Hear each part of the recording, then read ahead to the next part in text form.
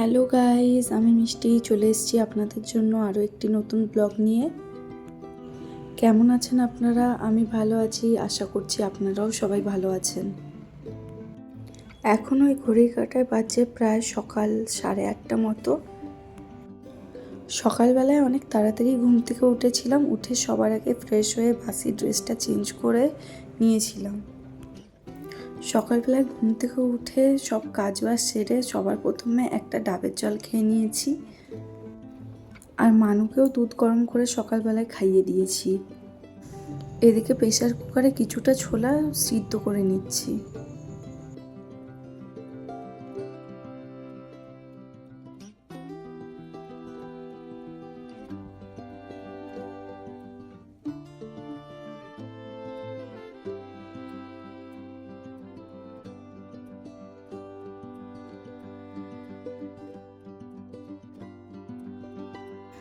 আজ সকালে জলখাবারে বানাবো কুমড়ো আলু আর ছোলা দিয়ে তরকারি আর রুটি। তাই জন্যই এখানে একটুখানি কুমড়ো কেটে নিচ্ছি। কুমড়োটা কাটা হয়ে গেলে এরপর একটু আলুটাও কেটে নেব।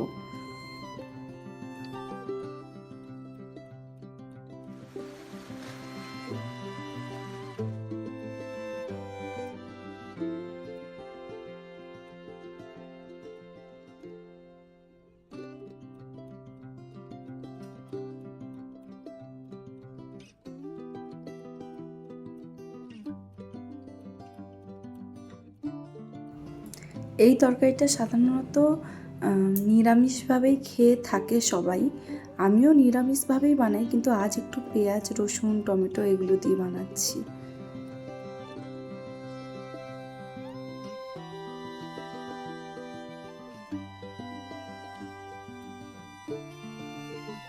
সবজিগুলো এদিকে কেটে নিয়েছি, ওদিকে কুকারে ছোলাটাও সিদ্ধ হয়ে গেছে, এখানে কড়াইটাও বসিয়ে দিচ্ছি।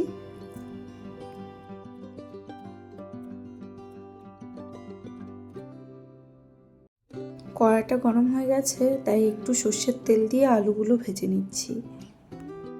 আলুর সাথে কুমড়োটাও দিয়ে দিলাম, দুটো একসাথেই ভাজা হয়ে যাবে তাহলে। কিছুটা হলুদ আর একটুখানি নুনও দিয়ে দিচ্ছি।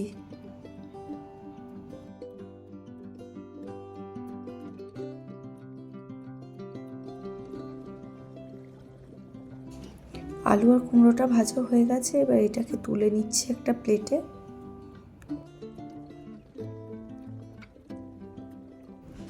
এবার গরম তেলের মধ্যে একটু কালো জিরে, একটু সাদা জিরে আর দুটো কাঁচা লঙ্কা আর একটুখানি পেঁয়াজ দিয়ে ভেজে নেব। পেঁয়াজটা একটুখানি ভেজে টমেটোও দিয়ে দিয়েছি। টমেটোটা দিয়ে নুন দিয়ে একটুখানি ভেজে নিচ্ছি। এরপর একে একে আদা বাটা, হলুদ গুঁড়ো, লঙ্কা গুঁড়ো আর একটু জল দিয়ে ভালো করে মশলাটা কষিয়ে নিচ্ছি। মশলাটা কষানো হয়ে গেছে, এদিকে ভেজে রাখা আলু আর কুমড়োটাও দিয়ে দিলাম, আর ওই সিদ্ধ করা ছোলাটাও দিয়ে দিলাম। এবার ভালো করে নেড়ে ছেড়ে জলটা দিয়ে দিচ্ছি। তরকারিটা যতক্ষণ ফুটছে এদিকে একটা তাওয়া বসিয়ে নিচ্ছি রুটি করার জন্য। এই আটাটা কাল রাতে যে রুটি করেছিলাম সেখান থেকে কিছুটা আটা বেশি করে মেখে রেখে দিয়েছিলাম ফ্রিজে। এবার ওটা একটু অনেকটাই নরম হয়ে গেছে, তাই একটু ময়দা দিয়ে ভালো করে মেখে নিচ্ছি।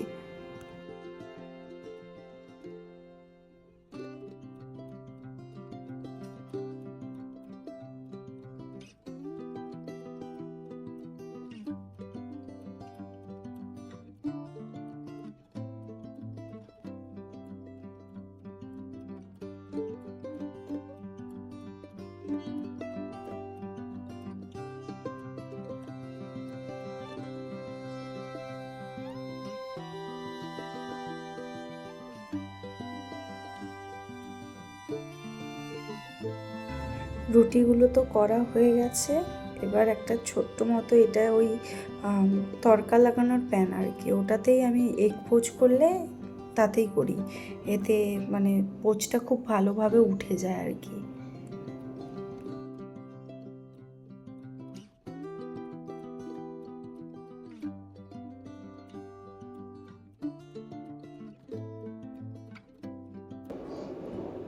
নাস্তা তো বানানো হয়ে গেল, এরপর একটুখানি প্লেটিংটাও করে নিচ্ছি।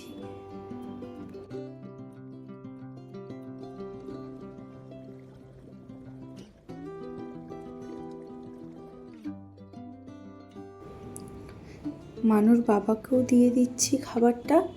এবার আমারটাও নিয়ে এসে একসাথেই বসে পড়বো খেতে।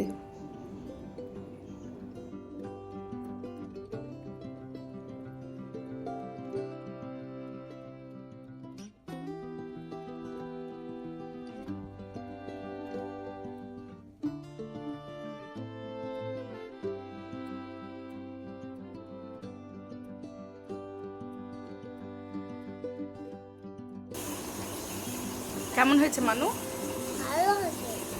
কতটা ভালো হয়েছে আগে বলো, কতটা ভালো হয়েছে? আচ্ছা, কভারটা লাগিয়ে নেবো। কতটা ভালো হয়েছে?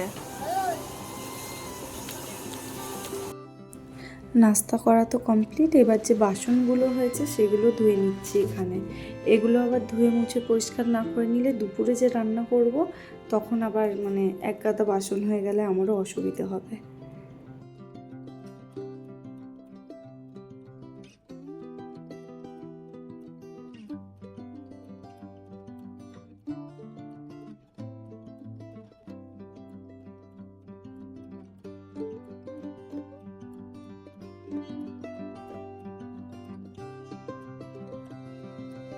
কলা দিয়েছিস?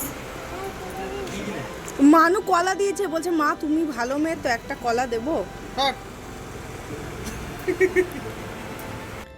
যেই গরুটাকে দেখতে পেলেন ও আমাদের বাড়িতে প্রতিদিনই আসে, হয় সকালবেলায় নয় রাতের বেলায়, যে কোনো একটা সময়ও আসে। তো বেশিরভাগ দিন ওকে আলু দিই বা কোনো সবজি দিই। আর আজ হচ্ছে মানুর বাবা মানুর জন্য কলা এনেছিল, সেখান থেকে মানু খেয়েছে। আর মানু যখন খাচ্ছিল তখনই গরুটা এসছে, আমায় এসে বলছে মাম্মাম তুমি তো ভালো মেয়ে, আমি তাহলে গরুটাকে একটা কলা দেবো। আমি বলছি আচ্ছা দাও। আর সকালবেলায় এই কাপড়গুলো ভিজিয়ে রেখেছিলাম। জানেন তো আমি প্রায় রোজই কাপড় কাচি, কিন্তু মাঝে 1-2 দিন না কাচলেই এতগুলো করে জামা প্যান্ট হয়ে যায়। দিয়ে আজ এই ওর বাবার জামাই বেশি বেরিয়েছে, ওর বাবার জামা, তারপর ওই বিছানার চাদর, এইগুলোই বেশি করে ধুয়ে দিয়েছি।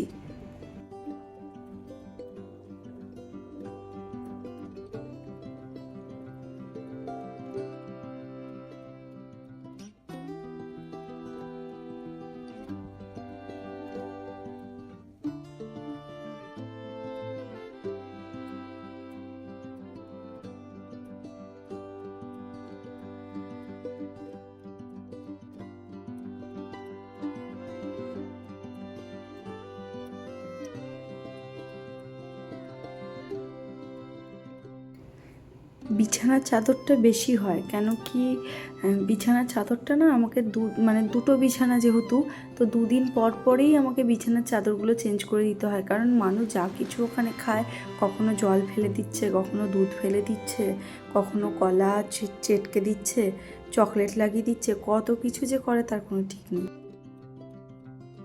কাপড়গুলো তো মেলা হয়ে গেছে, মেলে স্নান করতে চলে গেছিলাম। আর স্নান করতে যাওয়ার সময় প্রেশার কুকারে মানুর জন্য একটু সিদ্ধ ভাত বসিয়ে দিয়েছিলাম। স্নান করে এসে আমিও একটু চুল ফুলগুলো আঁচড়ে মানুর জন্য ভাতটা বেড়ে নিচ্ছি। আর একটা ডিম সিদ্ধ বসিয়েছিলাম, ওই ডিমটাকেও ছাড়িয়ে নেব। আর ও না গরম ভাতের সাথে ঘি দিলে খেতে চায় না, তাই জন্য একটু সর্ষের তেল দিয়ে দিয়েছি।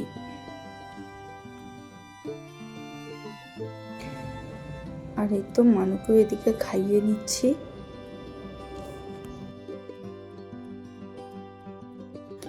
আজকের ভিডিওটা এই পর্যন্তই। যদি আমার ব্লগটি আপনাদের ভালো লেগে থাকে তাহলে লাইক কমেন্ট শেয়ার করে পাশে থাকবেন, আর চ্যানেলটিকে সাবস্ক্রাইব করে দেবেন। ভালো থাকবেন, সুস্থ থাকবেন।